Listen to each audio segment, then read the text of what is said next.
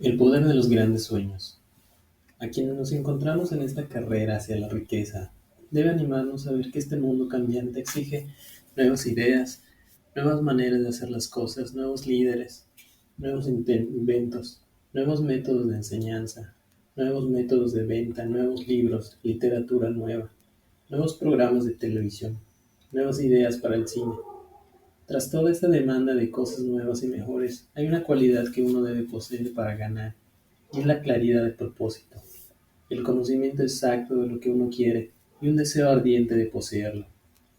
Los que deseamos acumular riqueza debemos recordar que los verdaderos líderes del mundo han sido siempre hombres que han sabido dominar, pero para su uso práctico, las fuerzas invisibles e intangibles de la oportunidad que está por surgir y han convertido esas fuerzas o impulsos de pensamiento en rascacielos, fábricas, aviones, automóviles y toda forma de recurso que hace la vida más placentera. Al planear la adquisición de su porción de riqueza, no se deje influir por quienes menosprecian sus sueños. Para lograr grandes ganancias en este mundo cambiante, uno debe captar el espíritu de los grandes pioneros del pasado, cuyos sueños les han dado a la civilización todo lo que tiene de valioso, el espíritu que infunde energía en nuestro propio país, en las oportunidades de usted y en las mías, para alimentar y vender nuestro talento. Si lo que usted quiere hacer está bien y usted cree en ello, adelante, hágalo. Lleve a cabo sus sueños y no haga caso de lo que los demás puedan decir si usted se topa en algún momento con dificultades, ya que tal vez los demás no sepan que cada fracaso lleva consigo la semilla de un éxito equivalente. Thomas Edison soñaba con una lámpara que funcionara con electricidad. Empezó a poner su sueño en acción y pese a sus más de 10.000 fracasos, mantuvo su sueño hasta que lo convirtió en una realidad física. Los soñadores prácticos no se rinden. Whelan, que soñaba con una cadena de tiendas de cigarros, transformó su sueño en acción y ahora las United Cigar Stores ocupan algunas de las mejores esquinas de las ciudades estadounidenses. Los hermanos Wright soñaron con una máquina que volara por el aire. Ahora podemos ver en todo el mundo que sus sueños se han cumplido. Marconi soñaba con un sistema para dominar las intangibles fuerzas del éter. Las pruebas de que no soñaba en vano podemos encontrarlas en cada aparato de radio y televisión que hay en el mundo. Quizá le interese saber que los amigos de Marconi lo pusieron bajo custodia y fue examinado en un hospital para psicópatas cuando anunció que había descubierto un principio mediante el cual podría enviar mensajes a través del aire, sin la ayuda de cables ni ningún otro medio físico de comunicación. A los soñadores de hoy en día les va mejor. El mundo está lleno de una abundancia de oportunidades que los soñadores del pasado jamás conocieron. ¿Cómo hacer que los sueños despeguen de la plataforma de lanzamiento? Un deseo ardiente de ser y de hacer es el punto inicial desde el que el soñador debe lanzarse. Los sueños no nacen de la indiferencia, pereza o falta de ambición. Recuerda que todos los que consiguen triunfar tienen un mal comienzo y pasan por muchas dificultades antes de llegar. El cambio en la vida de la gente de éxito suele surgir en el momento de alguna crisis, a través de la cual les es presentado su otro yo.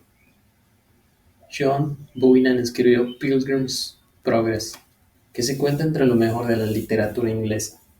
Después de haber estado confinado en prisión y haber sido duramente castigado a causa de sus ideas sobre la religión, O. Henry descubrió el genio que dormía en su interior después de haber conocido graves infortunios y estar encarcelada en Columbus, Ohio. Forzado a través de la desgracia a conocer a su otro yo y a usar su imaginación, descubrió que era un gran autor en vez de un miserable criminal y marginado social. Charles Dickens empezó pegando etiquetas en latas de betún. La tragedia de su primer amor penetró las profundidades de su alma para convertirlo en uno de los más grandiosos autores del mundo. Esa tragedia produjo primero David Copperfield y luego una sucesión de obras que hacen un mundo mejor y más rico a todo el que lee sus libros. Helen Keller se quedó sorda, muda y ciega después de nacer. Pese a su terrible desgracia, ha escrito su nombre con letras indelebles en las páginas de la historia de los grandes. Toda su vida ha sido la demostración de que nadie está derrotado mientras no acepte la derrota como una realidad. Robert Burns era un campesino analfabeto. Sufrió la maldición de la pobreza y creció por ser un borracho, para ser un borracho. El mundo fue mejor gracias a su vida, porque vistió de prendas hermosas sus pensamientos poéticos, y por tanto arrancó un espino para plantar un rosal en su lugar. Beethoven era sordo y Milton ciego, pero sus nombres perdurarán en el tiempo, porque soñaron y tradujeron sus sueños en ideas organizadas. Hay una diferencia entre suspirar por algo y hallarse preparado para recibirlo. Nadie se encuentra listo para nada hasta que no crea que puede adquirirlo. El estado mental debe ser la convicción y no la mera esperanza o anhelo. La mente abierta es esencial para creer. La mente cerrada no inspira fe, ni coraje, ni convicción. Recuerde, no se requiere más esfuerzo para apuntar alto en la vida, para reclamar abundancia y prosperidad, del que hace falta para aceptar la miseria y la pobreza. Un gran poeta ha expresado acertadamente esta verdad universal en unas pocas líneas. Hice un pacto con la vida por un peñique, y la vida no me dio más. Sin embargo, le imploré a la noche cuando contaba mis escasos bienes. Porque la vida es un empleador justo, te da lo que le pides, pero cuando has fijado el precio debes aguantar la tarea. Trabajé por un salario insignificante, solo para descubrir perplejo que cualquier paga que hubiera pedido a la vida, ésta me lo hubiese pagado de buen agrado. El deseo es más listo que la madre naturaleza. Como culminación adecuada de este capítulo, quiero presentar a una de las personas más excepcionales que he conocido. Lo vi por primera vez pocos minutos después de que hubiera nacido. Vino a este mundo sin ningún rastro físico de oído, y el médico admitió, cuando le pidió su opinión sobre el caso, que el niño sería sordo y mudo toda la vida. Me opuse a la opinión del médico, estaba en mi derecho. Yo era el padre del niño. Tomé una decisión y me formé una opinión, pero expresé esa opinión en silencio, en el fondo de mi corazón. En mi interior supe que mi hijo oiría y hablaría. ¿Cómo? Estaba seguro de que tenía que haber una manera, y sabía que la encontraría. Pensé en las palabras del inmortal Emerson: el curso de las cosas acontece para enseñarnos la fe. Solo necesitamos estar atentos. Hay indicadores claves para cada uno de nosotros, y si escuchamos con humildad, oiremos la palabra justa. La palabra justa: deseo. Mucho más que ninguna otra cosa, yo deseaba que mi hijo no fuera sordomudo. De ese deseo no me alejé más ni por un segundo. ¿Qué podía hacer? ¿Encontraría alguna forma de trasplantar a ese niño mi propio deseo ardiente de dar con maneras y medios de hacer llegar el sonido a su cerebro, sin la ayuda de los oídos? Tan pronto como el niño fuese lo bastante mayor para cooperar, le llenaría la cabeza de tal manera de ese deseo ardiente, que la naturaleza lo traduciría en realidad con sus propios métodos. Todos estos pensamientos pasaron por mi mente, pero no hablé de ello con nadie. Cada día renovaba la promesa que me había hecho a mí mismo de que mi hijo no sería sordomudo. Cuando creció y empezó a percibir las cosas que lo rodeaban, notamos que mostraba débiles indicios de que oía. Cuando alcanzó la edad en que los niños suelen empezar a emitir palabras, no hizo intento alguno de hablar, pero de sus actos podíamos deducir que percibía ciertos sonidos. Eso era todo lo que yo quería saber. Estaba convencido de que, si podía oír, aunque fuese débilmente, sería capaz de desarrollar una mayor cantidad auditiva. Entonces sucedió algo que me llenó de esperanza, surgió de algo totalmente inesperado. Un accidente que transformó una vida.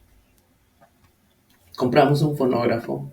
Cuando el niño oyó la música por primera vez, entró en éxtasis, y muy pronto se apropió del aparato.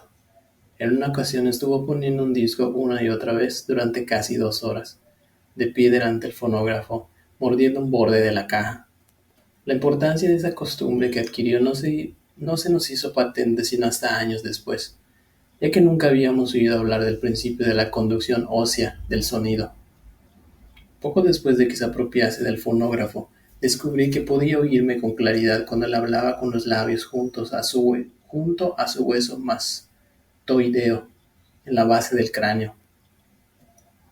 Una vez hube descubierto que podía oír perfectamente el sonido de mi voz, empecé de inmediato a transferirle mi deseo de que oyese y hablase. Pronto descubrí que el niño disfrutaba cuando yo le contaba cuentos antes de dormirse. De modo que me puse a trabajar para idear historias que estimularan su confianza en sí mismo, su imaginación y un agudo deseo de oír y de ser normal. Había un cuento en particular en el que yo hacía hincapié dándole un renovado matiz dramático cada vez que se lo contaba. Lo había inventado para sembrar en su mente la idea de que su dificultad no era una pesada carga, sino una ventaja de gran valor. Pese al hecho de que todas las maneras de pensar que yo había examinado indicaban que cualquier adversidad contiene la semilla de una ventaja equivalente, debo confesar que no tenía ni la menor idea de cómo se podía convertir esa dificultad en una ventaja. Ganó Mundo Nuevo con 6 centavos. Al analizar la experiencia retrospectivamente, puedo ver que su fe en mí tuvo mucho que ver con los sorprendentes resultados. Él no cuestionaba nada que yo le dijera. Le vendí la idea de que tenía una ventaja original sobre su hermano mayor y que esa ventaja se reflejaría de muchas maneras. Por ejemplo, los maestros en la escuela se darían cuenta de que él no tenía oído y por ese motivo le dedicarían una atención especial y lo tratarían con una amabilidad y una benevolencia extraordinarias. Siempre lo hicieron. También le vendí la idea de que cuando fuese lo bastante mayor para vender periódicos, su hermano mayor era ya vendedor de periódicos. Tendría una gran ventaja sobre su hermano, porque la gente le pagaría más por su mercancía, debido a que verían que era un niño brillante y un emprendedor pese al hecho de carecer de audición.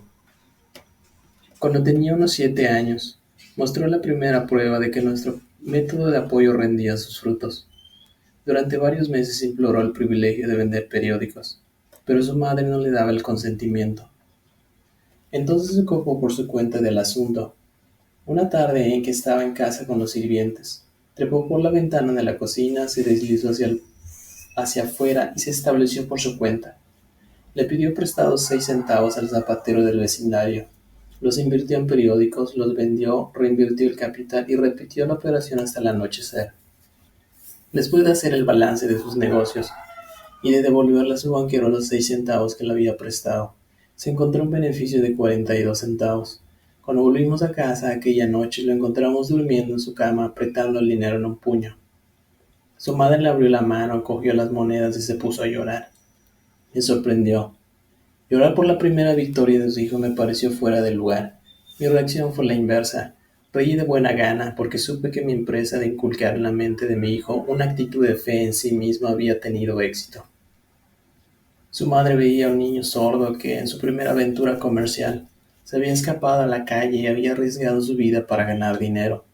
Yo veía a un hombrecito de negocios valiente, ambicioso y lleno de confianza en sí mismo, cuyo valor intrínseco se había incrementado en un 100%, al haber ido a negociar por su cuenta y haber ganado. La transacción me agradó, porque había dado pruebas de una riqueza de recursos que lo acompañaría toda su vida.